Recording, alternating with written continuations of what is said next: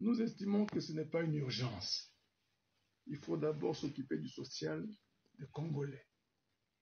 La constitution, chaque régime qui arrive écrit sa constitution. Parfois c'est pour se maintenir au pouvoir, parfois c'est pour rechercher des intérêts personnels, mais nous voyons que dans tout cela, le peuple est absent.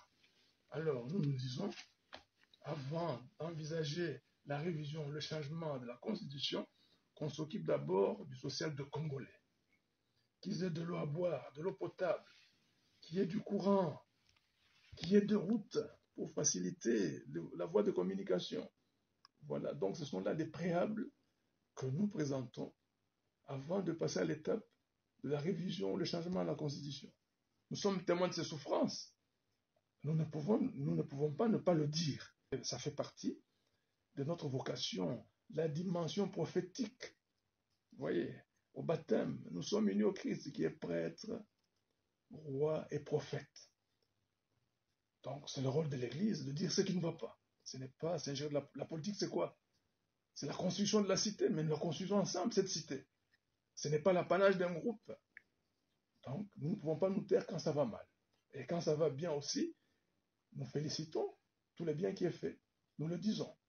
Les membres du comité permanent sont allés lui présenter un mémorandum de la CENCO à propos de la situation et de cette initiative de changer la Constitution.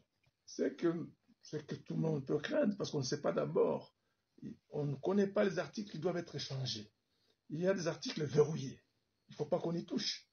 Mais tout porte à croire que même là, dans cette constitution ou changement, les articles verrouillés vont être touchés. Actuellement, le mandat du président de la République est de 5 ans, renouvelable une seule fois.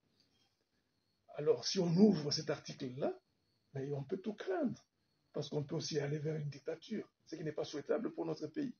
La souffrance du peuple. Donc c'est le peuple qui va réagir. Ce n'est pas seulement l'affaire des évêques. Le peuple lui-même doit se prendre en charge.